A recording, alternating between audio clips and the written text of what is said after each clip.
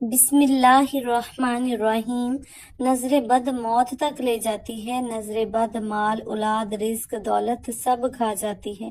نظر بد کا شکار یہ صورت پڑے سب واپس آ جائے گا۔ بسم اللہ الرحمن الرحیم۔ شیطان انسان کو جن راہوں سے گمراہی کی طرف لے جاتا ہے ان میں جادو ایک بہت برا عمل ہے جسے خالصتاً شیطانی عمل قرار دیا گیا ہے۔ جادو کے لیے عربی زبان میں سحر کا لفظ استعمال کیا گیا ہے۔ قرآن و سنت میں سحر یعنی جادو ایسے عمل کو کہا جاتا ہے جس میں شیاطین کو خوش کر کے ان کی مدد حاصل کی گئی ہو۔ پھر شیاطین کو راضی کرنے کے مختلف صورتیں ہیں۔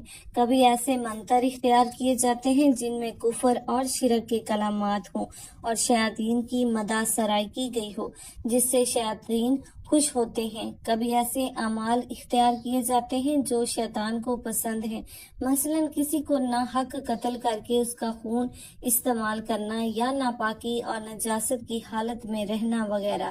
امام فخر الدین رازی رحمۃ اللہ علیہ لکھتے ہیں، شریعت میں سحر یعنی جادو ہر اس کام کے ساتھ ہے جس کا سبب مخفی ہوا ہو، اس کی اصل حالت اصل حقیقت سے ہٹ کر پیش کیا جائے اور دھوکہ دہی اس میں نمایاں ہو۔ غرض سحر جادو اور شیطان کے درمیان ہونے والے ایک معاہدے کا نام ہے جس کی بنا پر جادوگر کچھ حیران اور شرکیہ امور کا ارتکاب کرتا ہے اور شیطان اس کے بدلے جادوگر کی حمایت کرتا ہے، اس کی مدد کرتا ہے اور اس کے مطالبات پورے کرتا ہے۔ رسول اللہ صلی اللہ علیہ وآلہ وسلم پر یہودیوں کا سحر کرنا اور اس کی وجہ سے آپ صلی اللہ علیہ وآلہ وسلم پر بعض آثار کا ظاہر ہونا اور بذریعہ وحی اس جادو کا پتہ لگنا اور اس کا ازالہ کرنا حدیث صحیح سے ثابت ہے۔ صحیح بخاری میں ایک حدیث ہے جو دوسری حدیث کی کتابوں میں بھی درج ہے کہ ایک موقع پر نبی اکرم صلی اللہ علیہ وآلہ وسلم بھی جادو کے اثر میں رہے۔ حضرت زید بن ارقم سے روایت ہے کہ یہودی نے نبی کریم صلی اللہ علیہ وآلہ وسلم پر جادو کیا۔ جب آپ صلی اللہ علیہ وآلہ وسلم نے اس کے اثرات کو اپنے اوپر محسوس کیا تو حضرت جبرائیل امین علیہ السلام تشریف لائے اور سورہ فلق اور سورہ ناس ان کو معوذتین کہتے ہیں وحی کی گئی۔ پھر جبرائیل امین علیہ السلام نے آپ صلی اللہ علیہ وآلہ وسلم سے کہا کہ یقیناً ایک یہودی نے آپ صلی اللہ علیہ وآلہ وسلم پر جادو کیا ہے اور اس کا طلسم فلاں کنویں میں رکھا ہوا ہے۔ نبی اکرم صلی اللہ علیہ وآلہ وسلم نے حضرت علی کو بھیجا کہ وہاں سے وہ طلسم لے کر آئیں یا وہ اس سے واپس لے کر آئے، تو آپ صلی اللہ علیہ وآلہ وسلم نے حضرت علی رضی اللہ تعالیٰ عنہ سے فرمایا کہ اس کی گروں کو ایک ایک کر کے کھولیں اور ہر گرہ کے ساتھ ان صورتوں میں سے ایک ایک آیت پڑھیں۔ جب انہوں نے ایسا کیا تو آپ صلی اللہ علیہ وآلہ وسلم یوں اٹھ کھڑے ہوئے گویا کہ وہ پہلے بندھے ہوئے تھے۔ آپ صلی اللہ علیہ وآلہ وسلم نے فرمایا کہ جو شخص نجومی کے پاس جا کر اس سے کوئی بات پوچھے تو 40 دن تک اس کی نماز قبول نہ ہوگی۔ اسلام میں جادو سیکھنا اور جادو کرنا دونوں کو کفر قرار دیا گیا ہے، اسی لیے جو کوئی بھی جادو کرتا ہے اس کے لیے شریعت میں بہت سخت سزا رکھی گئی ہے۔ اگر کوئی جادو پر عمل کرتا ہوا پکڑا جائے اور وہ توبہ نہ کرے اور جادو کرنا نہ چھوڑے تو اس کی سزا موت ہے۔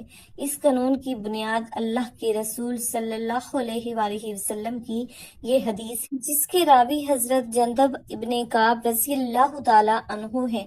فرمایا جادوگر کے لیے مقرر کردہ سزا یہ ہے کہ اسے تلوار سے قتل کر دیا جائے۔ اس قانون پر خلفائے راشدین نے سختی سے عمل کیا۔ انسان جادو کی وجہ سے بڑے بڑے خطرات سے دوچار ہو سکتا ہے، اسی لیے کسی بھی دن معوذتین اور مسنون دعاؤں سے سستی اور کاہلی نہ برتی جائے، حتیٰ کہ بعض اوقات انسان کو جادو کے ذریعے قتل تک کر دیا جاتا ہے۔ کالا جادو کرنے والے ایسے بھی ہوتے ہیں جو جیتے جاگتے انسان کو موت کی نیند سلا دیتے ہیں۔ یہ بات یقینی ہے کہ موت کا ایک وقت مقرر ہے اور وہ اسی وقت مقرر پر ہی آئے گی، لیکن جس طرح ظاہری طور پر انسان کا قتل ہو جانا سبب کا درجہ رکھتا ہے، اسی طرح جادو کے ذریعے بھی سبب کے درجے میں قتل کیا جا سکتا ہے۔ از روئے شریعت کسی پر جادو کرنا یا کرانا کفر ہے اور اس کا کرنے والا اور کروانے والا دونوں دائرہ اسلام سے خارج ہے۔ اگر کسی مسلمان نے یہ عمل کیا یا کروایا تو اسے چاہیے کہ فوراً اپنے ایمان کی تجدید کرے، اور اگر وہ شادی شدہ ہے تو اپنے نکاح کی بھی تجدید کرے۔ مختصراً یہ کہ جادو خالصتاً ایک شیطانی عمل ہے جس سے بچنا، دور رہنا اور مکمل اجتناب کرنا ایمان اور شریعت دونوں کا بنیادی تقاضا ہے۔ جادو جب بھی کسی انسان پر ہوتا ہے تو اس کی واضح علامات ہوتی ہیں۔ بہت کم ہی ایسا ہوتا ہے کہ کسی پر جادو ہو اور اس میں کوئی علامت بھی نہ پائی جائے۔ یاد رہے کہ یہ علامات بکثرت بار بار ظاہر ہوتی ہیں۔ جادو کی علامات ہر مرحلے میں مختلف ہوتی ہیں۔ نیند میں جادو کی علامات میں سے چند ایک یہ ہیں: نمبر 1، ہوا میں اڑنا۔ نمبر 2، سمندر پہاڑ دیکھنا۔ نمبر 3، درندے، شیر، کتا، جانور، جنگلی سانپ، بچھو، چھپکلی، بلی، قربانی کے جانور، بڑا گوشت دیکھنا، بندر، بیل، اونٹ، خنزیر وغیرہ کو دیکھنا۔ نمبر 4، نیند میں رونا، چیخنا یا ہنسنا، آواز دینا، جھٹکے لگنا جیسے کسی نے پکڑ کر ہلا دیا ہو، کسی کو پیچھا کرتے ہوئے دیکھنا، خوف زدہ ہو کر بھاگنا۔ نمبر 5، برہنہ مناظر دیکھنا یا کسی کو جنسی زیادتی کرتے محسوس کرنا، ڈراؤنی شکلیں دیکھنا، خود کو بلند جگہ سے گرتا دیکھنا، نیند کا کچا ہونا، رات کو نیند کا نہ آنا، نیند میں سختی کے ساتھ ہونٹ چبانا، انسانی غلاظت دیکھنا، قبریں اور مردے دیکھنا، کھنڈرات میں خود کو دیکھنا، ویران جگہوں پر دیکھنا، اونچے لمبے یا چھوٹے قد کے سیاہ رولے دیکھنا، جاگنے کے بعد خواب بھول جانا۔ نمبر 7، سوتے میں دیکھنا کہ اسے کوئی چیز کھلائی جا رہی ہے اور جاگنے کے بعد اس کو محسوس کرنا کہ کچھ کھایا ہے۔ نمبر 8، عیسائیوں کے گرج، صلیب کے نشان اور پادری وغیرہ دیکھنا۔ بیداری میں جادو کی علامات یہ ہیں: نمبر 1، جاگنے کے بعد جسم کا درد کرنا، بہت تھکاوٹ محسوس کرنا۔ نمبر 2، طبیعت میں چڑچڑاپن اور تنہائی پسند ہو جانا۔ نمبر 3، چھوٹی چھوٹی باتوں پر شدید غصہ آنا اور اگر غلطی اپنی بھی ہو تب بھی اقرار نہ کرنا۔ نمبر 4، رشتہ داروں، گھر والوں اور دوست احباب سے بلا وجہ اچانک بڑے بڑے جھگڑے پیدا ہو جانا، بہت زیادہ شکوک پیدا ہو جانا، ازدواجی معاملات بگڑ جانا۔ نمبر 5، ہر وقت یہ محسوس ہونا کہ کوئی دیکھ رہا ہے، کوئی میرے ساتھ ہے، انجان سا خوف دل میں رہنا، گھر سے نکلا تو مر جاؤں گا، موت کے وسوسے آنا کہ آج مر جاؤں گا۔ نمبر 4، بہت زیادہ بے چینی، شدید غصہ اور اٹھ کر بھاگ جانے کا دل کرنا۔ نمبر 5، دم کے درمیان شدید نیند کا آنا۔ نمبر 6، عموماً پیٹ اور چہرے کا پھولا ہوا محسوس ہونا۔ نمبر 7، بازو، ٹانگ وغیرہ کا سختی سے اکڑنا، کندھے اور سر میں شدید بوجھ محسوس کرنا۔ نمبر 8، معدے میں درد محسوس کرنا جیسے کوئی چیز گیند کی شکل میں گھوم رہی ہے۔ نمبر 9، غیر ارادی طور پر تیزی سے حرکات کرنا، جسم کا گرم ہونا۔ نمبر 10، دم کے بعد یوں لگنا کسی نے سارا جسم میں ڈنڈے سے پٹائی کی ہے، یا اپنے آپ کو بہت ہلکا پھلکا اور خوشگوار نہ لگنا، بے چین رہنا۔ نمبر 12، ایسا محسوس ہونا کہ کوئی آوازیں دے رہا ہے۔ نمبر 13، جسم میں کٹ لگنا، خون کے چھینٹے پڑنا، جسم پر بال آنا، بالوں اور بال کپڑوں کا کٹنا، آنکھوں کے سامنے دھاگے، بال، سانپ وغیرہ آنا۔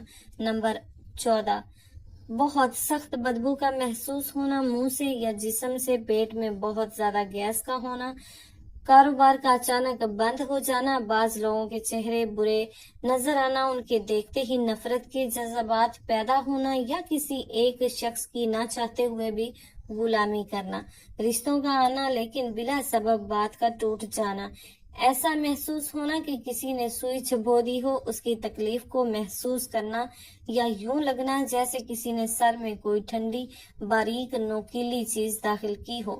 اگر مریض جسمانی طور پر بیمار ہو اور ڈاکٹر اس کی بیماری کے بارے میں حتمی رائے نہ دے رہے ہوں، ہر ایک کی رائے مختلف اور ڈاکٹری رپورٹ کلیئر نہ ہو، تو یہ بھی جادو کی واحد نشانی ہے۔ کبھی مریض میں ان علامات میں سے کوئی علامت بھی نہیں پائی جاتی اور یہ شاذ و نادر ہی ایسا ہوتا ہے۔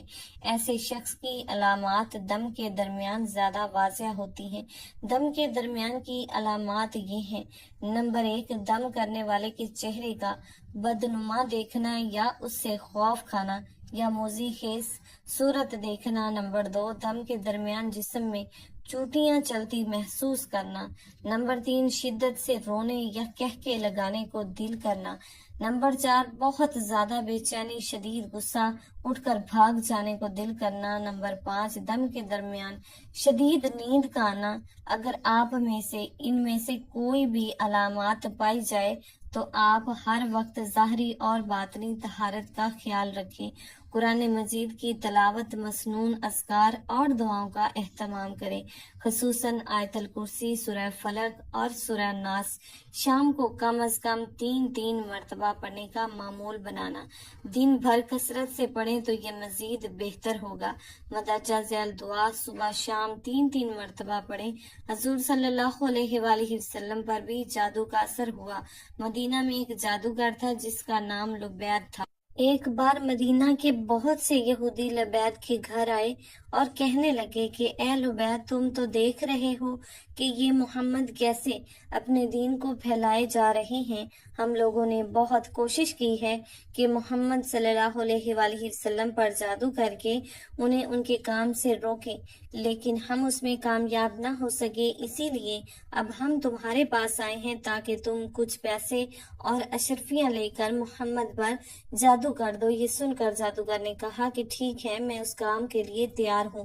اس زمانے میں ایک یہودی لڑکا حضور صلی اللہ علیہ وآلہ وسلم کی خدمت کیا کرتا تھا۔ ان یہودیوں نے اس لڑکے کو بہلا پھسلا کر حضور صلی اللہ علیہ وآلہ وسلم کے کچھ بال اور کنگھی کا ایک ٹکڑا اپنے پاس منگوا لیا اور پھر ان دونوں چیزوں کے درمیان حضور صلی اللہ علیہ وآلہ وسلم کے اوپر جادو کروا دیا۔ کہتے ہیں کہ ہمارے نبی کریم صلی اللہ علیہ وآلہ وسلم پر وہ جادو لبید جادوگر کی لڑکیوں نے کیا تھا۔ انہوں نے ایک دھاگے میں 11 گرہیں باندھی اور ان پر جادو کیا اور پھر انہیں کھجور کی ایک لکڑی میں رکھ کر دور جنگل کے ایک کنویں میں ڈال دیا۔ حضور صلی اللہ علیہ وآلہ وسلم پر اس جادو کا اثر یہ ہوتا تھا کہ حضور صلی اللہ علیہ وآلہ وسلم اپنے آپ کو بندھا ہوا محسوس کرتے تھے اور کسی کام کے بارے میں یہ خیال ہوتا تھا کہ وہ کام میں کر چکا ہوں لیکن ابھی وہ کام نہیں کیا ہوتا تھا، اور جو کام کر چکے ہوتے تھے اس کے بارے میں خیال آتا تھا کہ ابھی میں نے یہ کام نہیں کیا ہے۔ لیکن ان سب کے باوجود جادو کا جو اثر تھا وہ بس آپ کے جسم پر ہی ہلکا پھلکا تھا۔ نبوت میں اس کی وجہ سے کبھی ایسا فرق نہیں پڑا کہ جادو کی وجہ سے آپ کے منہ سے کوئی غلط بات نکلی ہو یا قرآن کی کوئی آیت بھول گئے ہوں۔ ایک بار حضور صلی اللہ علیہ وآلہ وسلم حضرت عائشہ رضی اللہ تعالیٰ عنہا کے گھر پر موجود تھے۔ آپ صلی اللہ علیہ وآلہ وسلم نے اللہ سے خوب دعا کی اور اس کے بعد آپ کو نیند آ گئی۔ آپ سو گئے، سو کر اٹھے تو حضرت عائشہ رضی اللہ تعالیٰ عنہا سے کہنے لگے کہ اے عائشہ، اللہ نے ہماری دعا سن لی ہے۔ حضرت عائشہ نے پوچھا کون سی دعا؟ اے اللہ کے رسول صلی اللہ علیہ وآلہ وسلم نے فرمایا کہ اب خواب میں میرے پاس 2 فرشتے آئے تھے، ان میں سے ایک نے دوسرے سے کہا کہ محمد صلی اللہ علیہ وآلہ وسلم کو کیا ہوا ہے؟ تو دوسرے نے جواب دیا کہ ان پر جادو کیا گیا ہے۔ پہلے فرشتے نے پوچھا کہ کس نے جادو کیا ہے؟ تو دوسرے فرشتے نے جواب دیا کہ مدینہ کے ایک جادوگر نے ان پر جادو کیا ہے۔ پہلے فرشتے نے پوچھا کہ کس چیز پر جادو کیا ہے؟ دوسرے نے جواب دیا کہ ان کی کنگھی اور بالوں پر۔ پہلے والے نے پوچھا کہ وہ کہاں ہیں؟ تو دوسرے فرشتے نے جواب دیا کہ وہ کنگھی اور بال جنگل کے کنویں کے اندر پتھر کے نیچے رکھے ہیں۔ پہلے فرشتے نے پوچھا کہ اب انہیں کیا کرنا چاہیے؟ تو دوسرے نے جواب دیا کہ اس کنویں کا پانی نکال کر اس پتھر کے نیچے سے وہ بال اور کنگھی کا ٹکڑا نکالا جائے تو ان پر جادو کا اثر ختم ہو جائے گا۔ پھر حضور صلی اللہ علیہ وآلہ وسلم نے کچھ صحابہ کرام کو جنگل کے اس کنویں کی طرف بھیجا کہ جس کے بارے میں حضور صلی اللہ علیہ وآلہ وسلم کو خواب میں بتایا گیا تھا کہ اس کنویں میں آپ کے بال اور کنگھی پر جادو کر کے ڈالا گیا ہے۔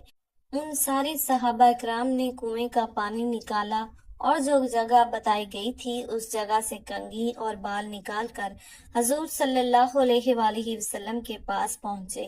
حضرت جبرائیل امین علیہ السلام نے آ کر حضور صلی اللہ علیہ وآلہ وسلم کو بتایا کہ سورہ فلق اور سورہ ناس پڑھ کر آپ ان میں سے ایک ایک گرہ کھولتے جائیں۔ پھر حضور صلی اللہ علیہ وآلہ وسلم نے سورہ فلق اور سورہ ناس پڑھ کر ایک ایک گانٹھ کو کھولا، یہاں تک کہ وہ 11 گرہیں کھل گئیں، اور پھر آپ نے راحت محسوس کیا جیسے میرے اوپر سے کوئی بوجھ اتر گیا ہو۔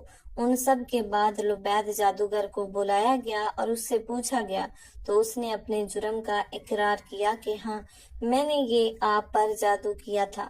حضور صلی اللہ علیہ وآلہ وسلم نے اسے معاف کر دیا اور کوئی سزا نہ دی۔ حضور صلی اللہ علیہ وآلہ وسلم پر جادو کا اثر اللہ کے حکم سے ہوا تھا، کیونکہ حضور صلی اللہ علیہ وآلہ وسلم بھی ایک انسان تھے، لیکن اس کی وجہ سے حضور صلی اللہ علیہ وآلہ وسلم کی نبوت پر کوئی اثر نہ پڑا۔ نظر بد کیا ہے؟ نظر بد بھی حقیقت ہے، جادو کی طرح لگ جاتی ہے، اور ایک حدیث کے مطابق نبی کریم صلی اللہ علیہ وآلہ وسلم نے فرمایا کہ میری امت کی 10 میں سے 7 اموات نظر بد کی وجہ سے ہوں گی۔ اور ایک صحابی ننگے بدن نہا رہے تھے تو دوسرے صحابی نے ان کی تعریف کی، ان کی طرف دیکھا تو اسی وقت پھسلے اور ان کی موت ہو گئی۔ تو نبی کریم صلی اللہ علیہ وآلہ وسلم نے کہا کہ انہیں نظر بد لگی ہے، تو نظر بد بھی حقیقت ہے، لیکن اس کا علاج کیا ہے؟ اس کے حوالے سے ایک آیت کریمہ کا ترجمہ کہہ دیجئے کہ مومن مردوں سے کہ اپنی نظروں کی حفاظت کرے اور شرمگاہ کی حفاظت کرے۔ نظروں کو جھکانے سے مراد صرف یہ نہیں کہ جب آپ کو کوئی غلط چیز نظر آئے تو نظر جھکائیں، یا عورت سے نظر جھکائیں، وہ بھی ہیں، لیکن علماء یہ بھی کہتے ہیں کہ نظر جھکانے سے مطلب یہ ہے کہ جب آپ کسی پر زیادہ نظر ڈالیں اور ماشاءاللہ نہ کہیں تو پھر وہ حسد بن جاتا ہے، اور حسد سے پناہ مانگی گئی ہے۔ اس لیے جب آپ کو کوئی خوبصورت چیز یا انسان نظر آئے تب بھی آپ اپنی نظروں کو جھکا لو۔ اگر کسی نعمت پر تمہاری نظر پڑے اور تمہارے دل میں خواہش پیدا ہو رہی ہے کہ میرے پاس بھی یہ نعمت ہو، تو پھر اپنی نظروں کو جھکا لینا چاہیے۔ نظر بد کی علامات میں سے یہ ہے کہ ضرورت سے زیادہ جمائیاں آنا۔ آپ سوئے ہیں بہت زیادہ، پھر بھی جمائی آ رہی ہے، یا بیٹھے بیٹھے تھک جانا، یا بیٹھے بیٹھے نیند کا غلبہ طاری ہو جانا، اور ہر وقت سستی کا شکار رہنا، اور بہت زیادہ بیمار ہونا، سر میں بہت زیادہ درد رہنا۔ میڈیکل بھی ہو سکتا ہے، لیکن نظر بد کے آثار بھی ہوتے ہیں۔ یہ نظر بد کے کچھ علامات ہیں۔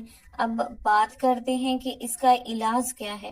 رسول اللہ صلی اللہ علیہ وآلہ وسلم نے کہا، اگر تمہیں پتا ہے کہ کس کی نظر لگی ہے تو پھر اس کو کہو وضو کرو، اور اس کے وضو کے پانی سے تم نہاؤ دوسرے پانی میں مکس کر کے، اور اگر نہیں پتا کہ کس کی نظر لگی ہے تو پھر اپنی ہی وضو کے پانی سے نہاؤ، اور اس کا بہترین علاج تو اذکار ہے۔ سورہ فلق اور سورہ ناس، یہ اللہ تعالیٰ نے 11 آیات نبی کریم صلی اللہ علیہ وآلہ وسلم پر نازل کی، جنہیں معوذتین کہتے ہیں۔ اب بات کرتے ہیں کالا جادو۔ کالا جادو کی جو علامات ہیں، پہلی چیز، کالا جادو بہت ہی مشکل ہے، وہ بڑی مشکل سے ہوتا ہے، آسان چیز نہیں ہے، بڑی محنت کرنی پڑتی ہے۔ جنات کو اور جادوگروں کو اچھی خاصی محنت کرنی پڑتی ہے۔ پہلی چیز یہ ہے کہ وہ ہوتا ہے کب؟ جب انسان خود موقع دیتا ہے، جب انسان کا ایمان بہت کمزور ہوتا ہے تو شیاطین کو بڑا چانس مل جاتا ہے۔ نمبر 2، جیسے اس نے نمازیں نہیں پڑھی، اس صورتحال میں شیاطین کو موقع مل جاتا ہے۔ انسان جب بہت زیادہ گندگی میں رہتا ہے اور اس حالت میں طہارت نہیں کرتا، ظاہر ہے موقع مل گیا شیاطین کو۔ آپ کو بیٹھے بیٹھے دورے پڑنے لگ جائیں گے، آپ کا جسم کانپنے لگ جائے گا، آپ کو یہ پتہ نہیں ہوگا کہ 5 منٹ پہلے کہاں تھا، آپ کو 10 منٹ پہلے का नहीं पता चलता, 5 मिनट पहले का नहीं पता चलता, ये तमाम चीजें भी काले जादू की अलामतें हैं। चीजें भूलना, जरूरत से ज्यादा काम, आप बैठे बैठे चिड़चिड़े हो जाना, लड़ाई करना और हर बंदे को खाने को दौड़ना और आपका लोगों में दिल ना लगना, बैठने का दिल ना करना और आपको बदबू आए पखाना जैसी, बैठे बैठे आपको ख्वाब में भी जरूरत से ज्यादा गंदगी नजर आए, ये सारी अलामात काले जादू की हैं। लेकिन इन सब अलामात के इकट्ठे जाहिर होना जरूरी नहीं कि एक ख्वाब आया तो काला जादू ही है, क्योंकि ख्वाब हजारों आते हैं। बस अल्लाह से हुस्न ज़र्फी, हुस्न ज़न रखिए। अल्लाह ताला ने आपको हिफाजत के लिए पूरा निज़ाम दिया है और अल्लाह ताला आपकी हिफाजत कर रहे हैं। आप अल्लाह ताला से हुस्न ज़न, अल्लाह ताला हमें दीन की मुकम्मल समझ नसीब फरमाए और हमारा खात्मा ईमान पर फरमाए। नाज़रीन, कमेंट बॉक्स में अल्लाह ताला के 99 नामों में से एक नाम ज़रूर टाइप करें। वीडियो अच्छी लगी हो तो वीडियो को लाइक करें, शेयर करें, चैनल को सब्सक्राइब करें। अगली वीडियो तक के लिए इजाज़त दीजिए। अल्लाह हाफिज़।